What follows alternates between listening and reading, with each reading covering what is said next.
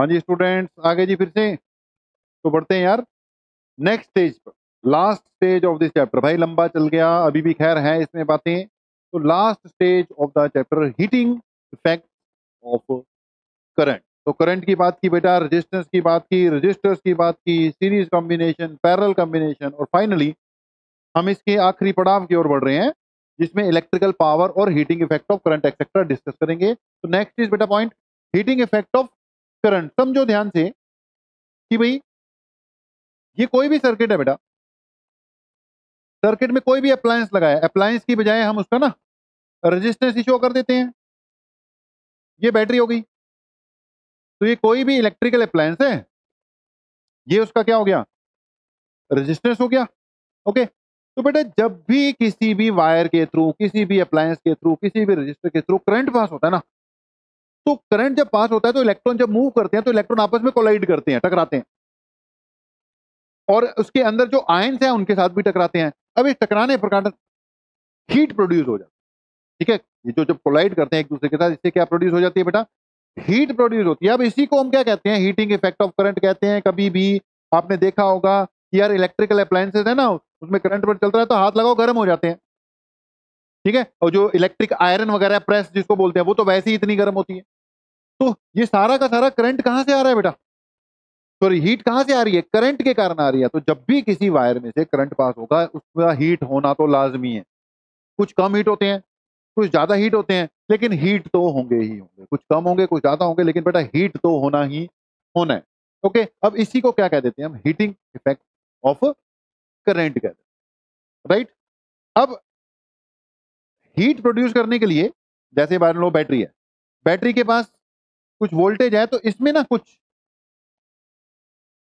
Electrical energy है battery के अंदर। तो पहले कौन सी होती है बेटा, केमिकल एनर्जी होती है। जब करंट चलना शुरू हो जाता है, केमिकल एनर्जी किस में कन्वर्ट हो जाती है, इलेक्ट्रिकल एनर्जी में कन्वर्ट होती है। तो इलेक्ट्रिकल एनर्जी स्पेंड हो रही है। अगर ये हीटअप होता है तो मतलब वो इलेक्ट्रिकल एनर्जी किस में कन्वर्ट हो रही है, हीट में कन्वर्ट हो रही है। अगर वो नजायज ही हीट प्रोड्यूस होती रहे तो हमारे लिए नुकसान है।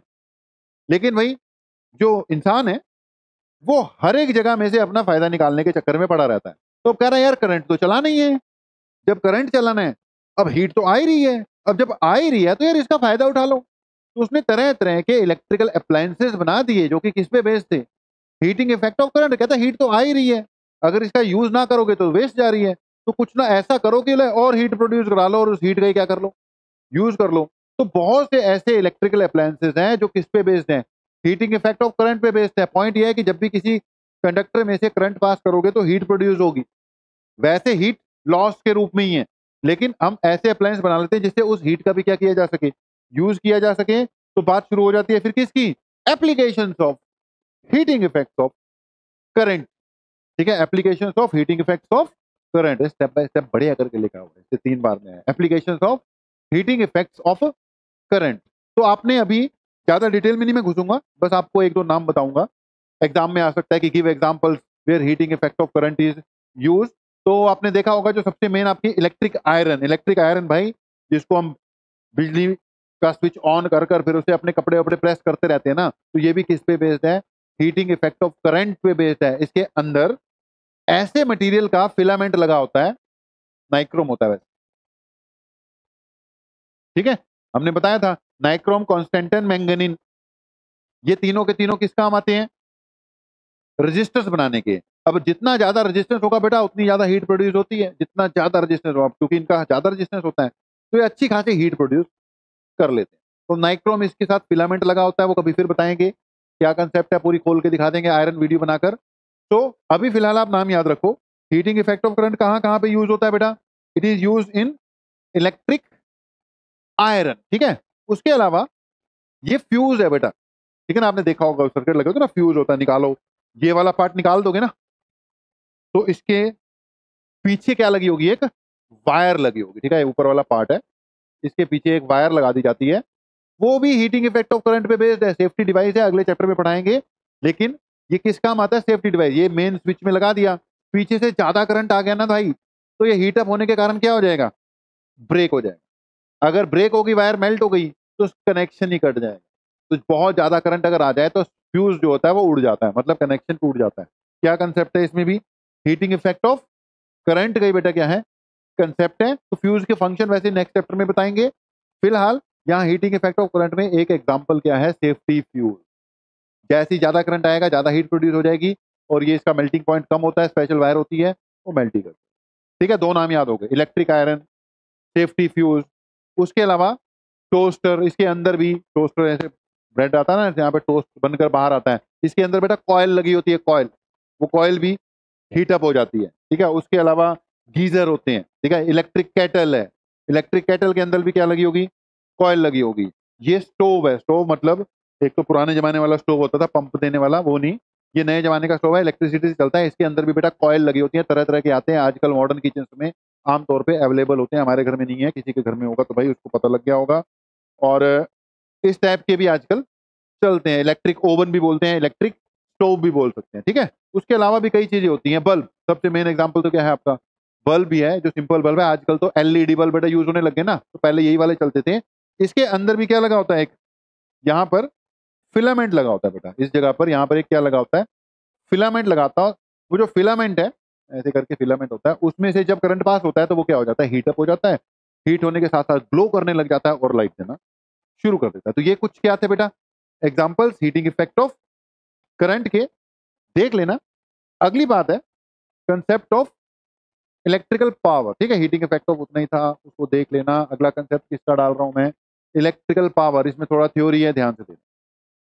अगर आप पुरानी 9th क्लास की बेटा याद करो बात, तो जो पावर है ना बेटा, power basically it is work done per unit charge. ठीक है, जो पावर का कंसेप्ट है, व्हाट इज पावर बेटा? Basically it is work done per unit charge.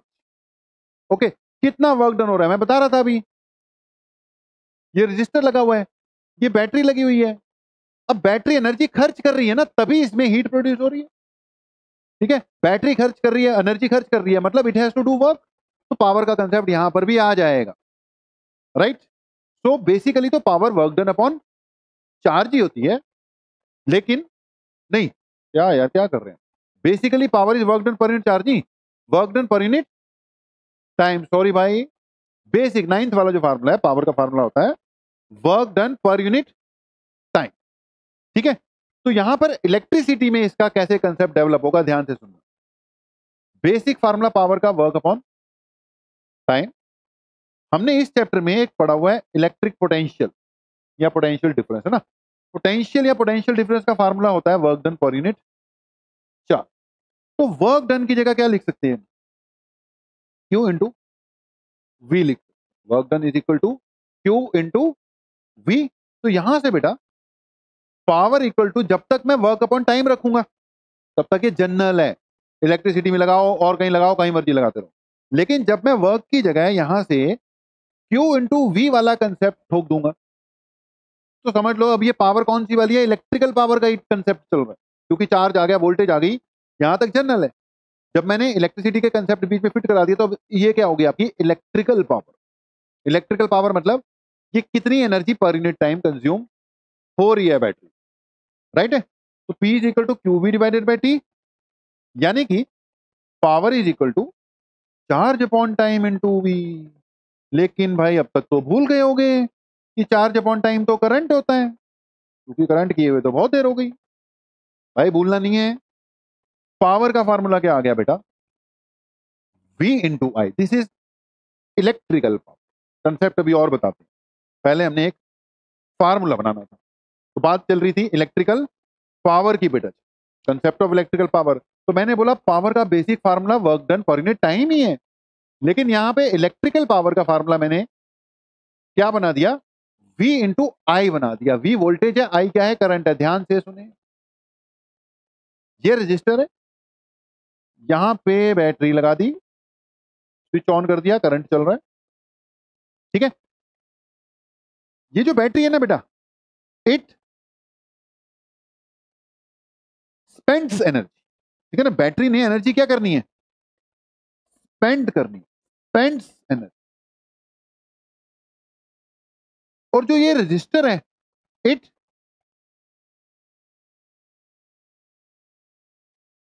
Consumes energy, ये एनर्जी दे रहा है।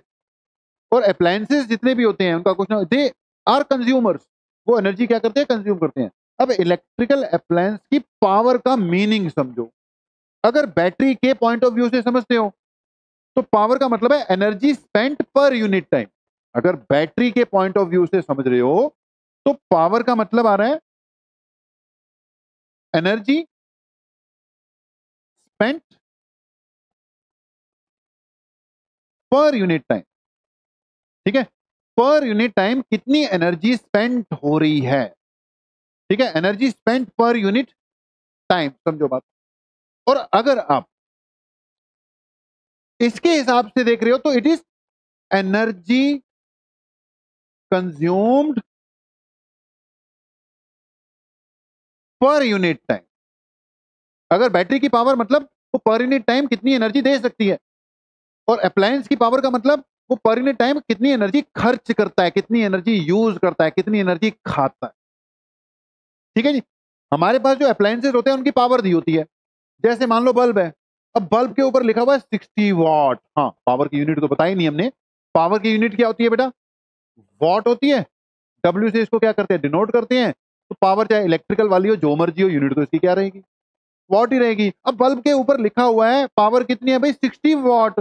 60 वॉट का मतलब क्या है, इट कंज्यूम 60 जाउल्स पर सेकंड। बल्ब की पावर का मतलब है वो पर सेकंड कितनी एनर्जी खा रहा है। 60 जाउल का मतलब इट इज खाइंग 60 joule of electrical energy per second. Per second कितनी एनर्जी कंज्यूम कर रहा है, 60 जाउल। अगर कोई हीटर है उसकी पावर लिख रखी है 1000 वाट, 1000 वाट, तो उसका मतलब क्या है, इट कंज्यूम्स 1000 जाउल पर सेकंड। एक सेकंड में कितनी एनर्जी कंज्यूम करता है, 1000। तो इलेक्ट्रिकल पावर का बेटा मतलब समझो। अगर आपके पास बैटरी है, बैटरा है बड़ा वाला इन्वर्टर, उसकी भी पावर बताई होती है। उसकी पावर का मतलब एनर्जी स्पेंट पर यूनिट है। ठीक है, इलेक्ट्रिकल अप्लायंसेस की पावर का मतलब energy consumed per unit time. Unit what, ये वॉट को जाउल सेकंड भी कह सकते हैं, क्योंकि वॉट यहां से बना ना, ये जाउल है, ये सेकंड है। वॉट जाउल सेकंड एक ही बात होगी, इट कंज्यूम इतने जाउल पर सेकंड। अगर कोई इलेक्ट्रिक जनरेटर है, जनरेटर की पावर का मतलब होता है how much electrical energy it produces पर सेकंड, यानी पर यूनिट टाइम। तो तीन बातें बोली मैंने। इलेक्ट्रिकल अप्लायंस की पावर का मतलब energy consumed per unit time by the appliance. Battery की पावर का मतलब energy spent per unit time, और energy it can spend per unit time. किसी जनरेटर की पावर का मतलब energy it can produce. Generator का काम एनर्जी प्रोड्यूस करना है, बैटरी का काम एनर्जी स्पेंड करना है, और इलेक्ट्रिकल अप्लायंसेस का काम एनर्जी खाना है, खर्च करना है। तो अप्लायंसेस की पावर सबसे ज्यादा यूज होगी हमारे यहाँ पर जब हम क्वेश्चन करेंगे। तो इलेक्ट्रिकल अप्लायंस की पावर का मतलब energy consumed per unit time. ठीक है जी, ओके। अब बढ़ते हैं आगे। इलेक्ट्रिकल एनर्जी, वो मैंने बात बीच में कर दी, इलेक्ट्रिकल एनर्जी। ठीक है, पावर एनर्जी एक ही बात है। हमने बोला जो बैटरी है उसके अंदर कौन सी एनर्जी स्टोर्ड है, वैसे positive negative positive negative positive negative. Okay, वैसे तो वो केमिकल एनर्जी स्टोर्ड है, लेकिन वो केमिकल एनर्जी केमिकल फॉर्म में है ना, उसके अंदर रिएक्शन रिएक्शन होनी होती है, वो इलेक्ट्रिकल एनर्जी में कन्वर्ट होती है। तो अगली बात हो गई electrical energy. Electrical energy consumed, electrical energy produce. अगर जनरेटर है वो इलेक्ट्रिकल एनर्जी प्रोड्यूस कर रहे हैं, अगर अप्लायंस है वो इलेक्ट्रिकल एनर्जी कंज्यूम कर रहे हैं। राइट है, तो हमारे पास पावर का formula work done upon time है। राइट है, पावर का formula work done upon time था बेसिकली। अब वर्क ही तो एनर्जी होता है, तो पावर का फार्मूला एनर्जी अपॉन टाइम भी है। मैं बोल तो रहा हूं बार बार, अप्लायंसेज में इलेक्ट्रिसिटी में पावर का मतलब ही है एनर्जी पर यूनिट टाइम है। इट्स एनर्जी पर यूनिट टाइम। अगर अप्लायंस है तो it is energy consumed per unit time, generator है तो इट इज एनर्जी प्रोड्यूस पर यूनिट टाइम, को बैटरी बैटरी के में स्टोर है तो it how much energy it can spend per unit time. तो बेसिकली है एनर्जी है। ओके, अब बेटा ये जो एनर्जी है ये इलेक्ट्रिकल एनर्जी है। यहां से बनाना हो तो एनर्जी का फार्मूला क्या बना दिया मैंने, पावर इनटू टाइम। ठीक है, तो अभी अभी अपनी बात चल रही थी पावर, पावर का मैंने बेसिक फार्मूला इलेक्ट्रिसिटी में क्या बनाया है, V इंटू आई। ठीक है, अब पावर के और भी फार्मूले बन जाते हैं, जैसे V इज इक्वल टू बेटा होता है आई इंटू आर। आई किसके इक्वल होता है, V बाय आर। तो यहां से बेटा पावर का एक और फार्मूला बना, V की जगह मैंने क्या लिख दिया, आई इंटू आर। V की जगह लिखा आई इंटू आर, एक आई पहले से था, पावर का फार्मूला बन गया आई स्क्वायर इंटू आर। समझो बात, power equal to V I था, मैंने यहां किसकी वैल्यू पुट की, V की, हाँ V की जगह आई आर पुट किया था ना, तो V को ऐसे रहने देते, अगली बार I की वैल्यू पुट करते हैं।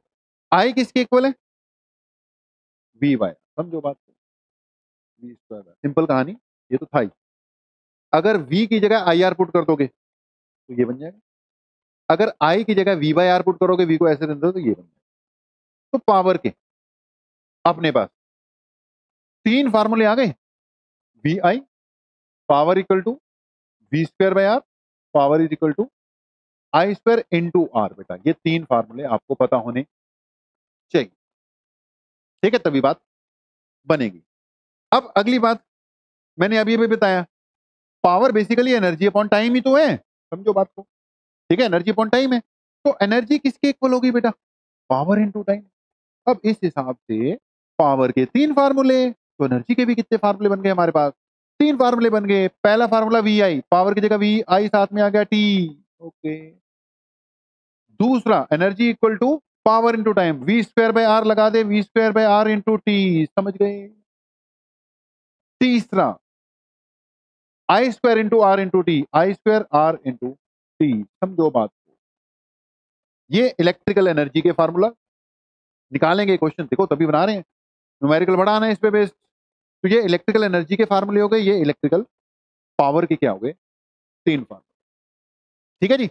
अब इलेक्ट्रिकल एनर्जी के बार बार बोल रहा हूं, अगर हमारे पास कोई इलेक्ट्रिकल अप्लायंस है तो उसकी एनर्जी का मतलब एनर्जी कंज्यूम्ड, उसकी पावर का मतलब energy consumed per unit time, ठीक है, ज्यादा अप्लायंसेस की ही बात होनी है, ओके। तो इलेक्ट्रिकल एनर्जी का कंसेप्ट, इलेक्ट्रिकल पावर का भी कंसेप्ट, ज्यादा डिटेल में नहीं घुसते हैं। अब अगली बात, commercial unit of electrical energy. देखो हमारे घर में 50 तरह के अप्लायंसेस लगे हुए, सारे के सारे इलेक्ट्रिकल एनर्जी कंज्यूम करते हैं। जब इलेक्ट्रिकल एनर्जी कंज्यूम करते हैं तो फिर उसका बिल भी भरना पड़ता है ना, बिल आता है। अब वो जो इलेक्ट्रिकल एनर्जी कंज्यूम करते हैं उसका बिल आएगा, भाई मीटर जो है, जो लगे होते हैं वो नोट करते रहते हैं ना, भाई कितनी एनर्जी कंज्यूम की है उसके हिसाब से। तो इलेक्ट्रिकल एनर्जी कंज्यूम जो हो रही है, एनर्जी की बेसिक यूनिट तो जाउल्स है, लेकिन बेटा वो जो मीटर्स होते हैं ना कमर्शियली, वो जाउल्स में नहीं मेजर करते, उसके लिए स्पेशल यूनिट यूज होती है, बताते हैं क्या कहते हैं उसको। तो पहले बात को समझो, एनर्जी अभी अभी बात चल रही है किसके इक्वल है, पावर इंटू टाइम के, राइट है जी। एनर्जी किसके इक्वल, पावर इंटू टाइम, ठीक है, एनर्जी पावर इंटू टाइम है। वैसे इसके यूनिट एनर्जी की जाउल ही होनी चाहिए, चलो जाउल ही है, कोई दिक्कत वाली बात नहीं, जाउल ठीक है, जाउल में यूज कर रहे हैं, जाउल ही करते हैं लोग। लेकिन इसकी दूसरी यूनिट भी बनाई जा सकती है बेटा, अगर पावर की यूनिट में वॉट लिख दूं, टाइम की यूनिट सेकेंड लिख दूं, तो एनर्जी की यूनिट बन गई वॉट सेकेंड। क्या बनी, वॉट सेकेंड, इसी को जॉउल कहते हैं। 1 जॉउल मतलब 1 वॉट सेकेंड, ठीक है, 1 वॉट सेकेंड यानी 1 जॉउल। लेकिन बेटा जो डे टू डे लाइफ में एनर्जी कंज्यूम होती है ना, वो होती रहती है, काफी ज्यादा होती है। अब हर सेकंड का मेजर करने की बजाय आवर्स का मेजर करते हैं, तो सेकंड की बजाय आवर। तो अगर बेटा ध्यान से सुनना, पावर वॉट में नहीं किलो वॉट में मेजर की जाए, क्योंकि फिर जब ज्यादा टाइम लेंगे, आवर्स में लेंगे, तो फिर पावर भी ज्यादा कंज्यूम हो रही होगी। और टाइम किस में रखें, आवर्स में रखें। तो ये भी अल्टीमेटली देखो, पावर की यूनिट क्या यूज की, किलोवाट, टाइम की यूनिट क्या यूज की, आवर। तो ये जो बना kilowatt hour, it can be used as a unit of electrical power या electrical energy. This is the commercial unit of electrical energy, ठीक है जी, this is the commercial unit of electrical energy, electrical energy की जो commercial unit है बेटा, that is kilowatt hour. इसको हम बीओटी यानी बोर्ड ऑफ ट्रेड यूनिट भी कहते हैं, और इसको शॉर्ट में यूनिट भी कहते हैं। तो किलोवाट आवर 1 यूनिट एक ही बात है। हमने सुना होगा कि भाई इस बार इतने यूनिट फूक दिए तुम लोगों ने। मान लो कई बार इलेक्ट्रिसिटी का बिल कई बार ज्यादा आ जाता है गर्मियों में, तो कई बार पापा आ जाते हैं और चिल्लाने लग जाते हैं कि ओ बेशर्मो, शर्म करो, एसी चला के बैठे रहते हो, ये हो गया वो हो गया, पक्खे चलाए टीवी देखी जाते हो, एसी चलाई रह पक्खे चलते छट के चले जाते हो, ये देखो इस बार तुमने 800 यूनिट फूक दिए हैं, इतना बिल आ गया है। अब भाई वो जो 800 यूनिट है, 800 यूनिट का मतलब पता है कितनी एनर्जी फूक दी है तुमने? 800 किलोवाट आवर फूक दी। तो एनर्जी की असली यूनिट तो क्या है? किलोवाट आवर है।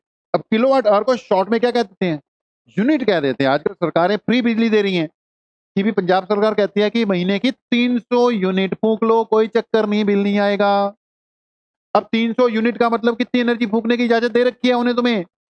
300 किलोवाट आवर। यूनिट का मतलब किलोवाट आवर, ठीक है जी। तो भाई 300 किलोवाट आवर फूक लिया करो, बिल नहीं आएगा। यानी 2 महीने की 600 किलोवाट आवर तक बिजली फ्री है। 600 यूनिट का मतलब 600 किलोवाट आवर तक बिजली क्या है आपकी? फ्री है। उसके बाद बिल आएगा। तो समझो बात को, डे टू डे लाइफ में जो वर्ड यूनिट यूज करते हो ना, भी मीटर इतनी यूनिट, ये वाला अप्लायंस इतनी यूनिट खा रहा है, ये इतनी यूनिट खा रहा है, इतनी यूनिट फूक दी, ये है वो है। यूनिट का मतलब क्या होता है बेटा? Kilowatt hour. It is the commercial unit of electrical energy. 1 kilowatt hour is equal to 3.6 into 10⁻6 joule. अब कभी कभी जाउल में भी तो कन्वर्ट करना पड़ सकता है ना, तो 1 किलोवाट आवर को जाउल में भी कन्वर्ट करना आना चाहिए। It is 3.6 into 10⁻6 joule, right है जी। तो this is commercial unit of electrical energy. Okay, अगली बात, heat produce. Okay, heat produce तक करेंगे, उसके बाद फिर ब्रेक देंगे। हीट प्रोड्यूस का भी वही फंडा है भाई। ये इलेक्ट्रिकल अप्लायंस है, कोई भी 1005 वाट का है मान लो, ठीक है, छोटा अप्लायंस लगा, ये बैटरी बूटरी लग रखी है, कुछ भी है, ठीक है। अब भाई इसका काम क्या था? एनर्जी स्पेंड करना, ठीक है। इसने एनर्जी स्पेंड की, बैटरी ने या सोर्स ने। इसका काम क्या था?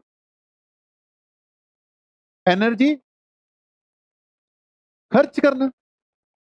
भाई वो जो एनर्जी खर्च होती है वो किसी ना किसी फॉर्म में कन्वर्ट हो जाएगी बेटा, ठीक है। Energy law of conservation energy है।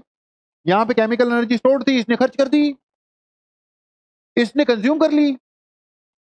अब लॉ ऑफ कंजर्वेशन एनर्जी कहता है कि ठीक है कंज्यूम कर ली, लेकिन कंज्यूम करके कोई और एनर्जी बनाएगा। तो ये जो एनर्जी कंज्यूम करेगा ये कई तरीके से दूसरे फॉर्म में जैसे मान लो अगर ये बल्ब है तो वो जो एनर्जी कंज्यूम कर रहा है इलेक्ट्रिकल एनर्जी, उसको लाइट एनर्जी में कन्वर्ट कर रहा है और बीच में हीट अप हो रहा होगा। तो कौन सी एनर्जी बन रही है? 2 बन रही है, लाइट एनर्जी और हीट एनर्जी। तो बेसिकली जितने भी इलेक्ट्रिकल अप्लायंसेस हैं वो हीट और लाइट एनर्जी में ये जो एनर्जी कंज्यूम करते हैं उसको कन्वर्ट करते हैं, राइट है।